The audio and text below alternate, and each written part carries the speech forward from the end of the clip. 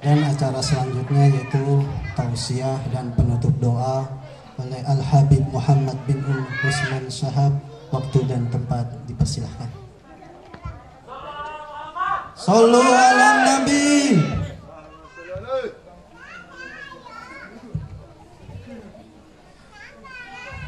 Assalamualaikum warahmatullahi wabarakatuh.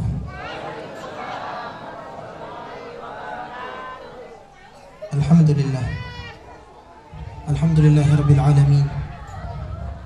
Wabihi nasta'in ala umur dunia wa din. Wassalatu wassalamu ala ashrafil anbiya'i wal mursalin wa ala alihi wa sahbihi ajma'in. Wa la hawla wa la quwwata illa billahil aliyyil azim. Amma ba'd. Rabbi shrah li sadri wa yassir li amri wa hlul 'uqdatam min lisani yafqahu qawli. Subhanaka la ilma lana illa ma 'allamtana innaka antal alimul hakim. Alhamdulillah. Ma'asyiral hadirin wal hadirat yang dimuliakan oleh Allah Subhanahu wa taala. Wabil khusus para asatid, para kiai, sesepuh, tokoh masyarakat, Ustadz Zainal, dan juga ketua DKM yang dimuliakan Allah Subhanahu wa taala, dan para guru yang lain yang tidak bisa saya sebutkan namanya satu persatu tanpa mengurangi rasa hormat saya insyaallah. Sebagaimana kita berada di dalam mushola Al-Ikhlas, ketahuilah ma'asyiral hadirin yang dimuliakan Allah Subhanahu wa taala, keikhlasan di dalam kehidupan ini sangat dibutuhkan. Kalau kita artikan ikhlasnya artinya tulus. Kalau di dalam ibadah, ikhlas itu disebutkan di dalam kitab Al-Qawaidul Fiqhiyah karangan Al-Imam Al-Lahji. Di antara syarat di dalam niat adalah al-ikhlas fil manwi. Ikhlas di dalam niat. Dan bisa diutarakan ikhlas di dalam niat itu tatkala seseorang mengucapkan lillahi ta'ala.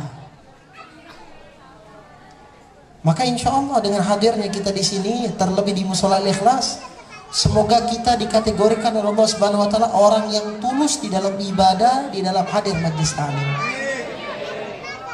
Ketulusan ini penting. Orang ngomong cinta aja harus cinta tulus, masa ibadah nggak tulus?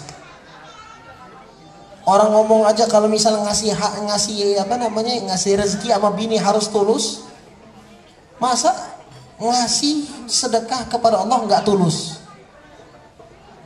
Seharusnya yang ada yang kita berikan kepada Allah, ketulusannya itu, keikhlasannya itu lebih hebat daripada tatkala kita tulus di dalam hal yang lain. Kita selalu loh di setiap hari mengatakan lillahi ta'ala, lillahi ta'ala. Wudu berapa kali?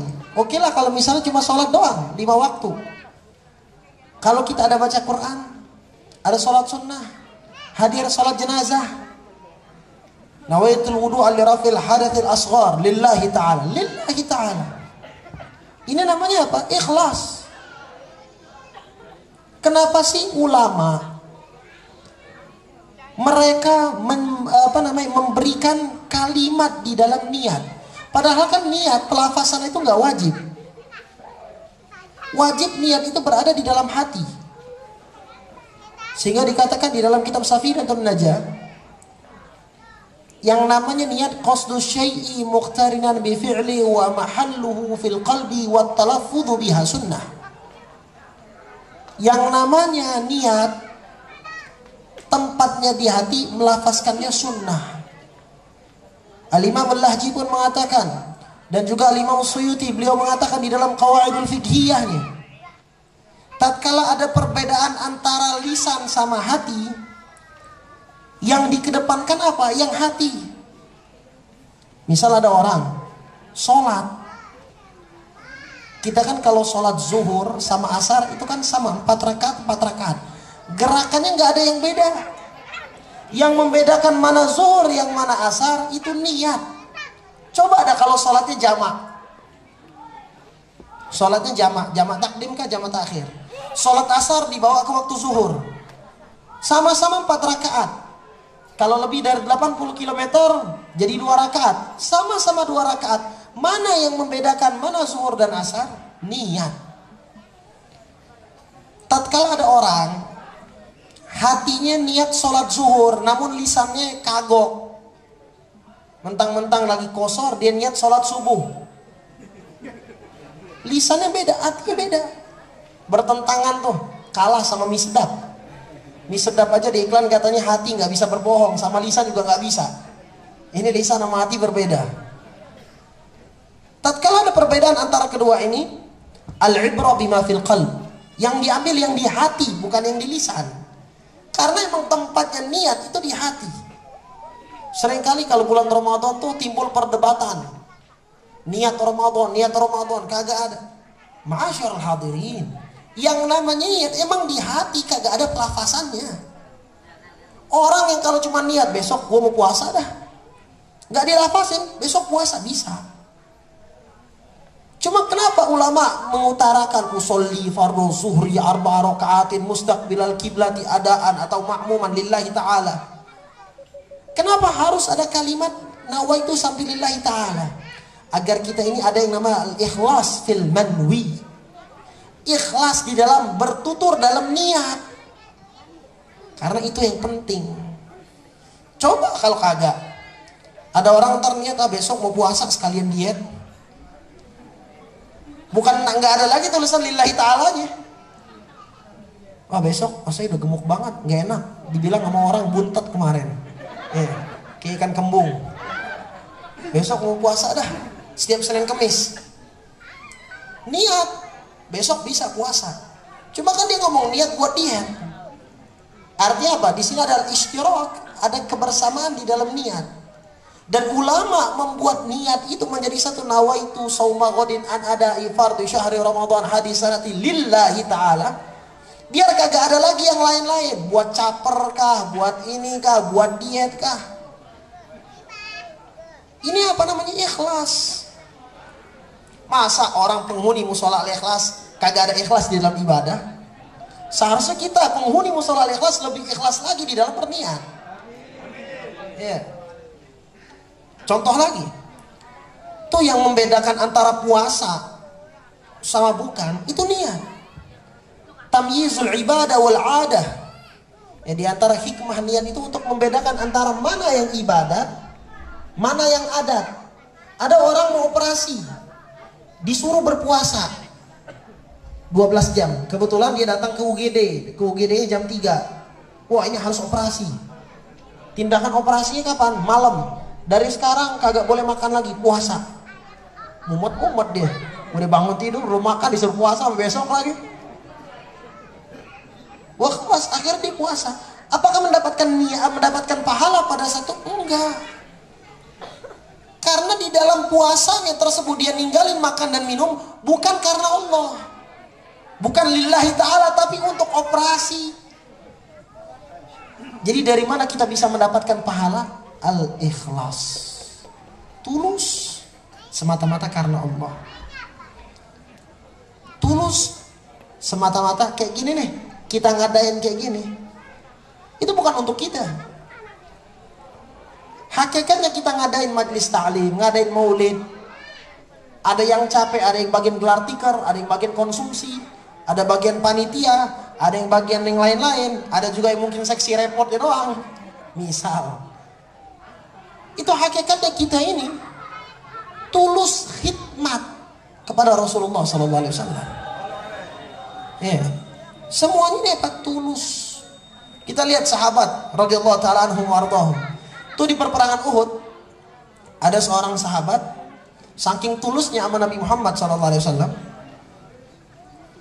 Dia ini pernah lagi makan kurma, lagi perang nih. Tapi perang belum mulai, lagi makan kurma. Kalau kita kan makan nasi, kalau mereka itu kurma. Kurma itu udah makan nasi, kayak kita makan kuaci. Mereka itu kurma. Di tangan dia ada kurma beberapa butir. Tatkala itu Rasulullah SAW berhadapan dengan orang ini. Ini sahabat nanya sama Rasul, ya Rasulullah, kalau aku berperang di perperangan ini lalu aku wafat, apakah aku di surga ya Rasulullah? Maka kata Rasulullah SAW, "Na'am, kalau engkau wafat di perperangan ini engkau di surga." Ini orang korma di tangan, gak dipikirin lagi, dia buang, langsung ke medan perang bertempur. Dan pertempuran tersebut dia dia wafat, dia mati syahid. Karena apa? Niatnya lillah. Ada juga di perperangan, ada orang nih meninggal dunia, masyaallah hadirin. Sahabat yang lain muji semuanya, Masya Allah, orangnya syahid, orangnya luar biasa. Dipuji-puji sama setiap sahabat. Orang ini udah pasti masuk surga, enak banget dia di surga. Enak banget dia mendapatkan pahala anugerah yang besar dari Allah Subhanahu wa taala. Intinya dia dipuji sama sahabat yang lain. Nabi lewat, ngedengar pujian ini. Ditanya sama Nabi, "Wa ma yudrik?" Ente tahu dari mana dia di surga? Sahabat pun kaget, kok bisa kayak kita? Sampai Rasulullah, "Wa ma yudrik?" Ente tahu dari mana? Akhirnya pada saat itu kata Nabi Muhammad SAW, dia di neraka, bukan di surga. Sahabat kaget, ya Rasul, ini mati syahid loh, ini perang. Apa kata Nabi Muhammad? Tuh pada saat dia perang, dia nggak mau dia wafat di tangan musuh. Dia ingin menjadi pahlawan. Sehingga dia ingin pada saat wafat, dia dianggap mati syahid oleh orang muslim. Dan di kalangan orang kafir kagak ada yang pernah menusukkan pedangnya di tubuh orang tersebut. Jadi dia ngerasa saya orang hebat. Ini udah buat strategi luar biasa ini. Dia nggak mau dibunuh sehingga dikatakan wah ini orang lemah. Dan dia pun ingin mati karena mengharapkan syahid sehingga orang-orang mengatakan dia syahid. Pedang dia tancapin ke tanah, dibunuh diri. Orang lihat syahid. Namun nggak taunya dia perang nggak tulus, nggak ikhlas karena Allah. Apa yang terjadi masyarakat hadir? Neraka. Ada lagi di zaman Nabi Muhammad SAW, ada seorang sahabat yang dipuji-puji sama sahabat yang lain. Walhasil dipuji habis-habisan dah. Ahli ibadah, ahli sholat, ahli falah.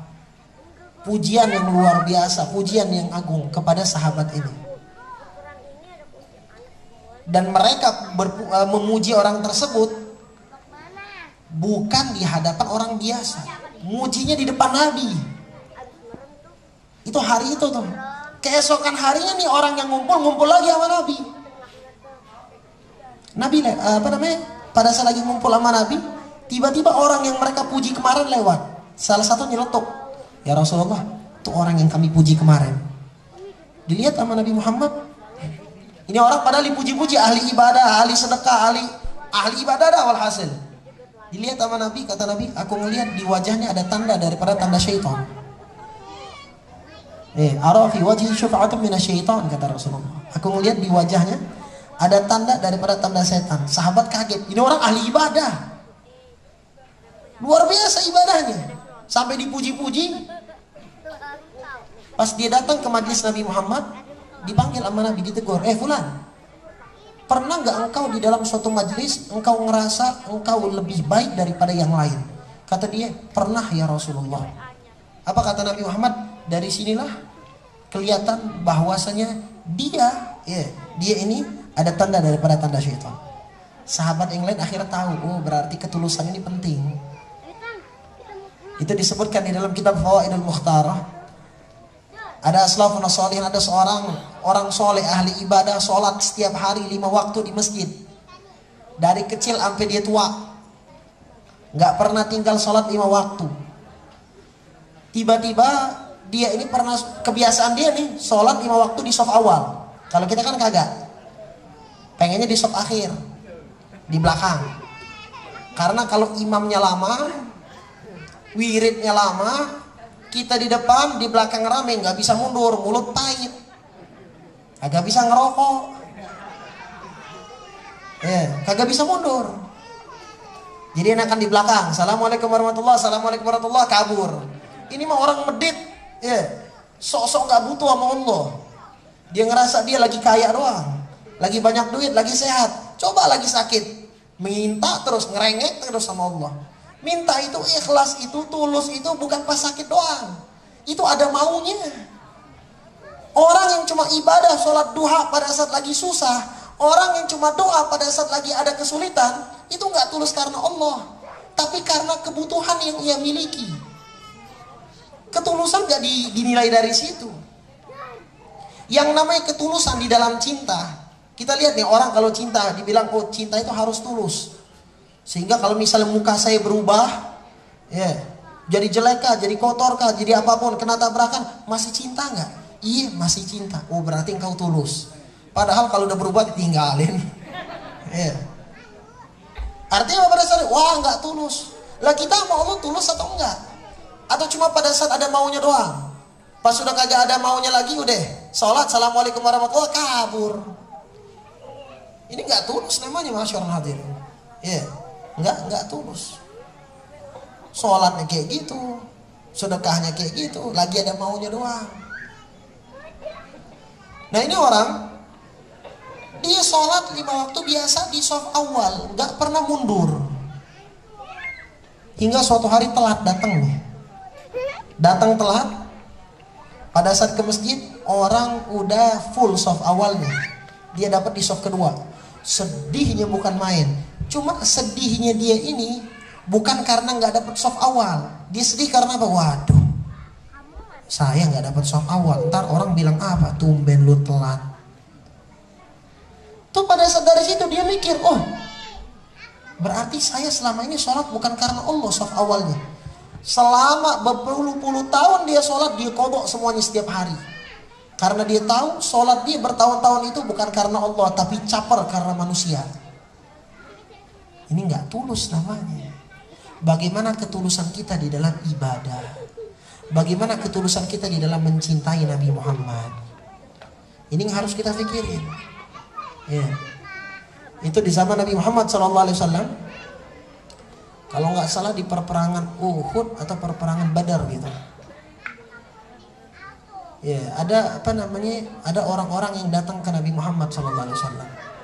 Nabi ini demennya musyawarah. Ya Nabi demennya musyawarah. Setiap hal Nabi nggak pernah meninggalkan yang namanya musyawarah. Nanya, berdiskusi. Begitupun di perperangan tersebut. Nabi bertanya kepada sahabat. Iya, Nabi bertanya kepada para sahabat. Bagaimana apa yang harus kita lakukan? Sahabat A ngomong ya Rasulullah kita kayak gini. Sahabat B ngomong kita harus kayak gini. Sehingga Nabi pun tidak suka dengan dua pendapat ini. Kelihatan di wajah Nabi Muhammad. Nabi itu kalau lagi marah, lagi nggak suka sama sesuatu kelihatan dari wajahnya. Makanya di antara hadis, apa arti hadis? Aqwal wa af'al wa taqrirun nabi. Ucapan, perilaku dan juga ketetapan dari Nabi. Nabi nggak ngucapin, Nabi nggak ngelakuin, tapi dari pandangan ke wajahnya Nabi suka. Bisa dilihat. Kalau misal ada sahabat makan bom, kalau kita artiin di biawak apa? Biawak padang pasir. Ada Nabi di depan itu, ini sahabat lagi makan, didiamin sama Nabi. Nah itu takrir. Berarti Nabi menetapkan itu halal. Kalau itu nggak halal pasti ditegur sama Rasulullah SAW. Nggak mungkin didiamin aja. Itu namanya takrir. Nah jadi Nabi kalau misalnya nggak demen, kelihatan. Dari sinilah hadis hukum syariat. Kan syariat patokannya Al-Quran, hadis, ijma', qiyas. Di antara hadis selain ucapan, selain perilaku itu takrir. Nah ini sahabat ngelihat di wajahnya Nabi Muhammad SAW nggak suka, nggak demen dengan dua pendapat ini. Tiba-tiba ada salah satu orang dari Ansor datang kepada Rasulullah SAW. Dia bilang apa? Ya Rasulullah, apapun yang engkau ingin lakukan, maka kami berada di belakangmu. Apapun yang engkau lakukan, kami akan berada di belakangmu. Bahkan kata dia apa? Seandainya kami berhadapan dengan laut yang sangat dalam, dan engkau mengatakan kepada kami, ya sahabat masuklah ke dalam laut tersebut, wallahi kami akan masuk. Kalau itu perintah darimu. Nah ini tulus. Ini yang namanya tulus di dalam mencintai Nabi Muhammad. Ada juga sahabat lagi masyarakat hadirin. Di dalam suatu perperangan, ini budak, hamba sahaya. Dia ingin berperang dengan Nabi Muhammad SAW. Dengan harapan di perperangan tersebut dia bisa mati syahid. Meninggal dalam keadaan syahid. Sehingga pada saat itu dia berkata kepada Rasulullah SAW di dalam suatu perperangan nih, dia ngikut perang. Di perperangan tersebut menang. Nabi membagikan ghanimah, harta rampasan perang. Semuanya kebagian. Ini budak dapat juga, dibagi nama Nabi Muhammad. Ini budak ngomong apa?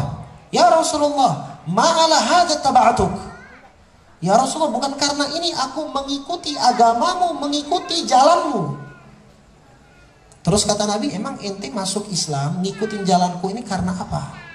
Ini baliknya apa? Niat. Ini masuk Islam niatnya apa sih? Kayak kita datang ke sini niatnya apa? Besek, berkat, duduk ngerumpi, ngumpul, atau emang mendapatkan cintanya Nabi Muhammad SAW? Akhirnya kata dia apa? Ya Rasulullah, aku masuk Islam ala an urmiya bisahmin hahuna fa'uqtal syahidan. Ya Rasulullah, aku masuk Islam dengan harapan ada seseorang yang memanahku nih di sini dan aku meninggal dalam keadaan syahid. Gak lama dari situ ada perperangan lagi. Ini orang ikut perang dengan ketulusan niat yang dia miliki. Benar dia meninggal di perperangan tersebut, mati syahid dan sesuai dengan apa yang dia utarakan, dia inginkan. Dia ngomong, ya Rasul, saya mau mati di sini dipanah orang. Benar, mati di sini dipanah orang. Ketulusan di dalam segala hal. Jangan cinta doang mau tulus, tapi ngikutin Nabi kagak tulus. Itu ada sahabat ngomong sama Rasulullah SAW, ya Rasulullah, aku mencintaimu. Aku mencintaimu. Namun ada embel-embel di belakangnya, ada embel-embel. Aku mencintaimu, tapi aku lebih cinta kepada keluargaku, pada istriku, kepada anakku. Maka kata Nabi Muhammad, engkau belum mencintaiku. Engkau belum mencintaiku, kata Rasulullah. Sampai engkau mencintaiku melebihi daripada keluargamu sendiri. Balik dia. Besok datang lagi, ya Rasulullah, aku udah mencintaimu melebihi daripada keluargaku sendiri. Kata Nabi, belum. Sampai engkau bisa mencintaiku melebihi cintamu kepada istrimu. Balik dia, ngomong kayak gitu lagi, dipikir lagi, diusahakan lagi. Besok datang, ya Rasulullah, aku sekarang telah mencintaimu melebihi daripada keluargaku, daripada istriku. Belum, kata Nabi. Kalau engkau udah cinta kepadaku melebihi daripada segalanya, baru engkau benar-benar cinta kepadaku. Akhirnya di besok balik lagi ke Nabi Muhammad, ya Rasulullah, sekarang aku lebih mencintaimu dari segala apapun yang ada di dunia ini, bahkan diriku sendiri. Kata Nabi Muhammad, sekarang engkau baru mencintaiku. Ini tulus dalam cinta. Nah, kita gimana dalam sunnah Nabi Muhammad SAW, dalam akhlaknya Nabi Muhammad? Tuh sahabat saking tulusnya mereka mencintai Nabi Muhammad, mereka merelakan jiwanya jadi perisai, jadi tameng buat Rasulullah. Jadi perisai, jadi tameng buat Rasulullah, mereka rela. Tuh Nabi Muhammad di perperangan Uhud, itu Nabi Muhammad kena daripada beberapa senjata orang kafir. Sampai dalam riwayat gigi gerahamnya Nabi Muhammad patah. Bahkan kepalanya Nabi Muhammad pun berdarah. Sampai dalam riwayat di dalam kitab Muhammad SAW, Rasulullah pada saat itu pingsan. Parahnya banget. Bukan biasa-biasa lagi, parah. Tapi sahabat ngelihat kayak gitu, melindungi Nabi Muhammad. Dia mati gak apa-apa, yang penting Rasulullah jangan mati. Itu yang mereka pikirkan. Ini tulus dalam mencinta. Tulus dalam ibadah juga harus. Sebagaimana tadi itu kayak sholat. Jangan pas lagi ada hajat doang baru sholat. Kalau kagak ada hajat, kagak sholat. Banyak orang kayak gitu. Ibadah itu kalau misalnya lagi sulit doang, lagi masa pandemi, Masya Allah, ngomel, kenapa saya nggak bisa ke masjid?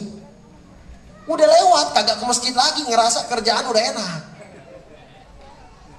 Sedekah sama. Kalau lagi banyak duit, medit, pelit. Duit lagi kagak ada, dengan sosok nih, ya Allah, coba ada duit, saya pengen sedekah tuh, ikut nyumbang maulid. Padahal masyarakat hadirin, kita kalau pengen duit kita lebih, rezekinya lebih luas, sedekah. Lagi sulit di duit, sedekah. Wah, masa kita lagi sulit duit malah sedekah? Kata Nabi, mana qasal mal min sadaqah bal yazdad bal yazdad bal yazdad. Gak bakal berkurang harta dengan sedekah, bahkan bertambah. Cuma tatkala kita cuma sedekah doang tapi hati kita kagak tulus, percuma. Sedekah tapi kepaksa, aduh udah deh, pusing. Tuh DKM tuh panitia minta mulu, kagak dikasih kagak enak.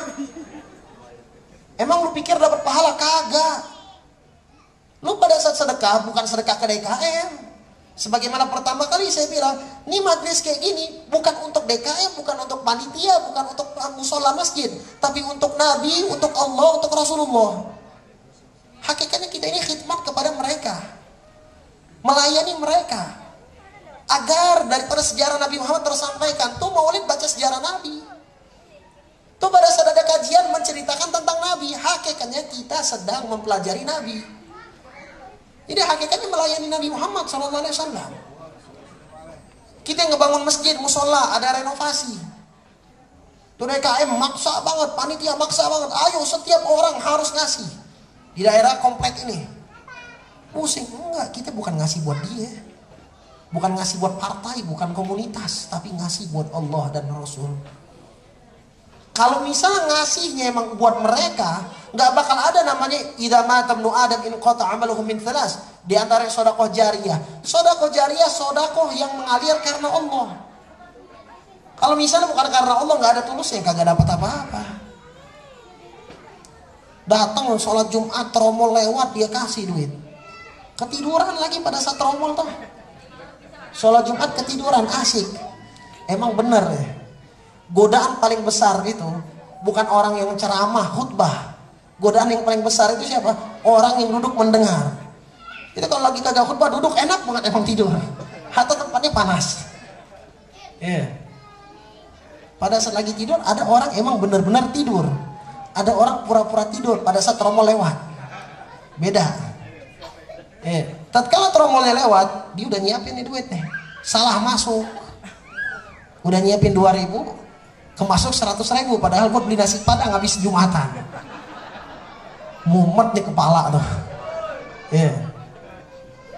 DKM temen dari kecil main gundu bareng.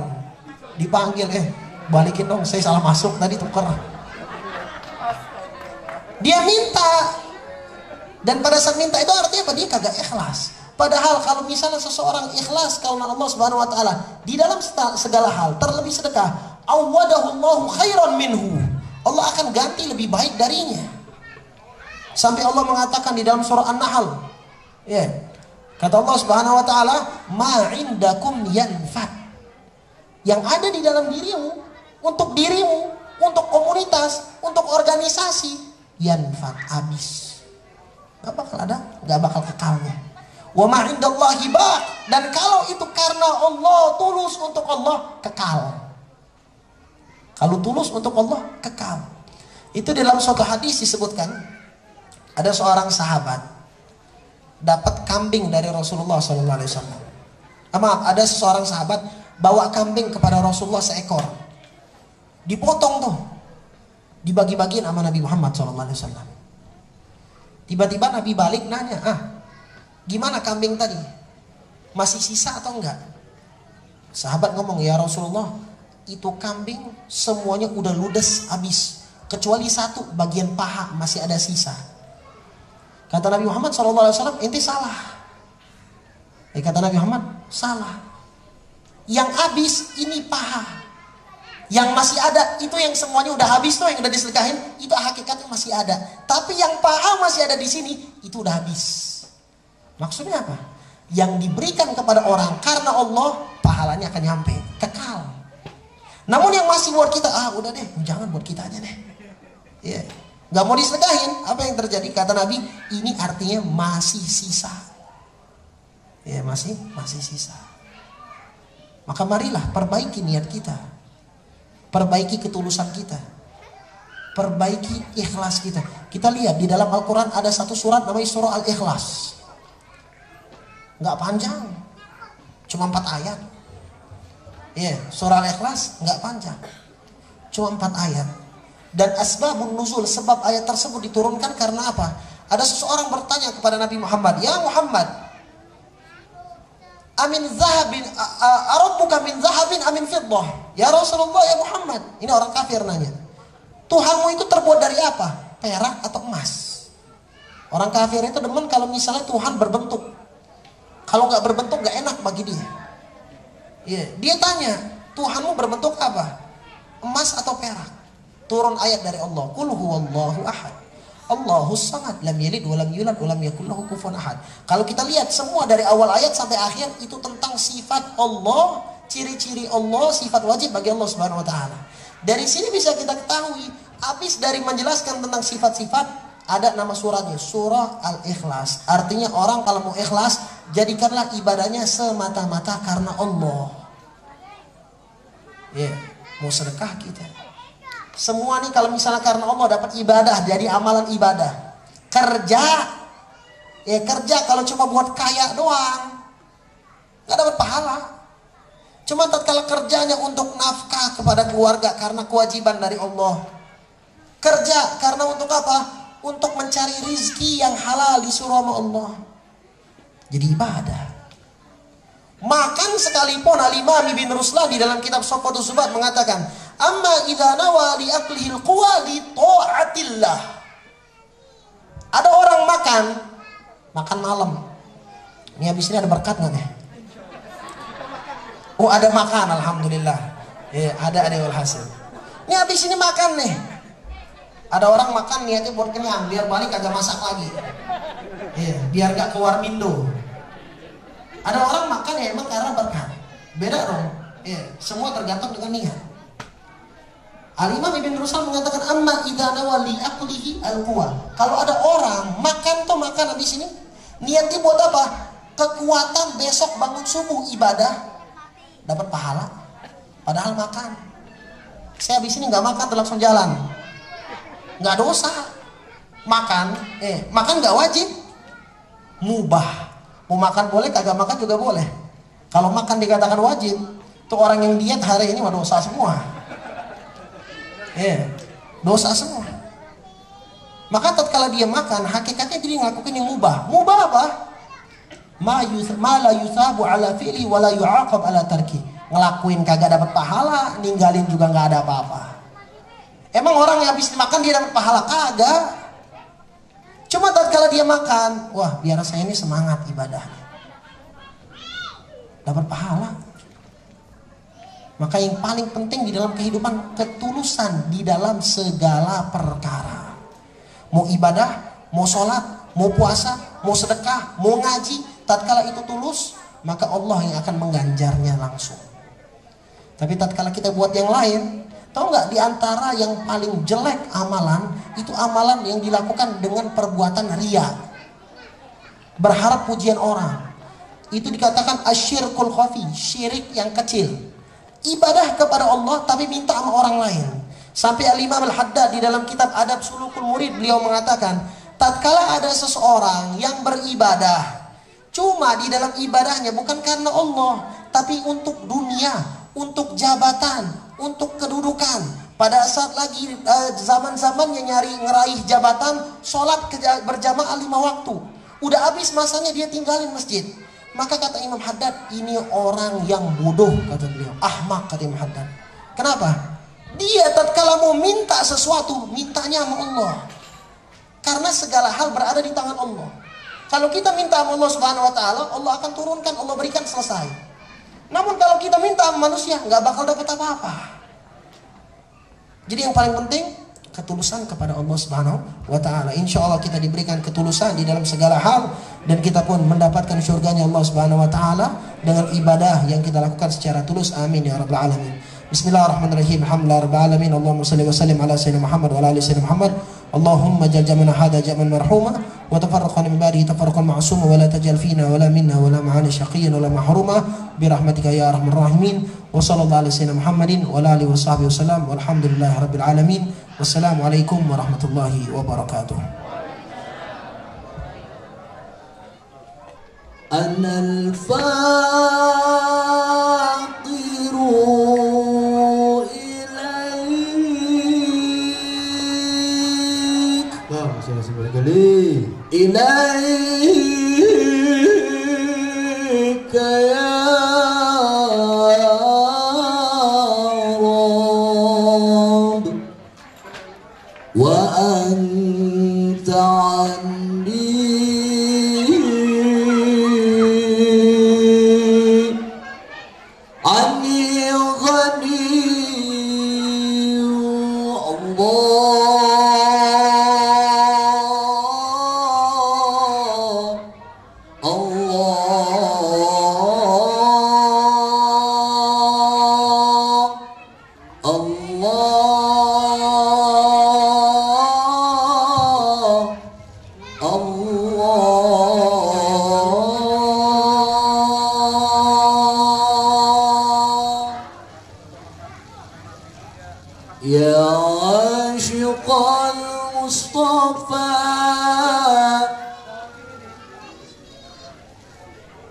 أبشر بليل المنى يا عاشق المصطفى أبشر بليل المنى وتراك كأس الصفا صفا أسر الصفا وطاب وابن الهنا وتراك كأس